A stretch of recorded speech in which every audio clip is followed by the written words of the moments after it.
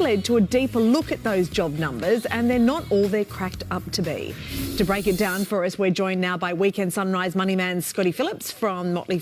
Welcome to you, Scott. Just decode these numbers for us here, because they're not all as they seem.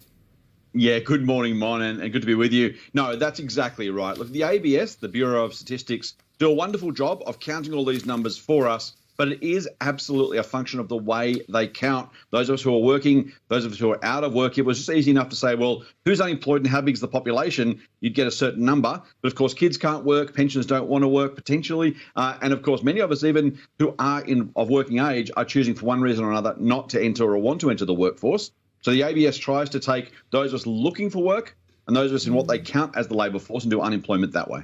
So I've heard a lot of people just saying, oh, look, we just gave up during this period. We're not even searching.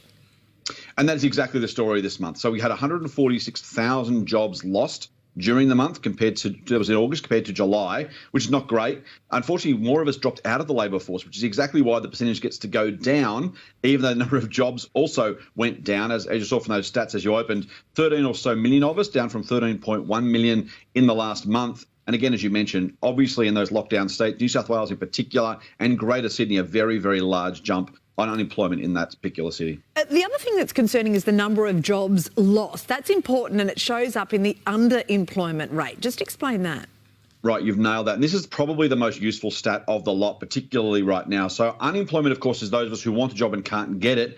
Underemployment is where we want more hours or simply work at all. And so that's the number that's ticked up. And you can see there, both in men, women and the total population, as you'd expect, a really, really sharp uptick. Now, that's not super surprising. We're in lockdown, right? 60% of the country by population is in lockdown. So we should expect these sort of numbers. But it's really important to understand exactly what's going on. When you see a headline rate, as you said, of 4.5 down from 4.6, a 13-year low, very simple to say, oh, everything must be okay then. When you dig under the numbers, as you rightly asked, that underemployment number is super important. Just very quickly, can we expect that to improve when we come out of lockdown? Yes, it'll be worse for the next couple of months because, of course, September we're in at the moment. October lockdown's probably going to continue. After that, the RBA and others are expecting a really, really quick uptick because we can get back to normal pretty quickly with hopefully not a lot of lasting damage. I know. How good is that to hear that? All right, Scott Phillips, thank you. Here's Matt. Thanks, Juan.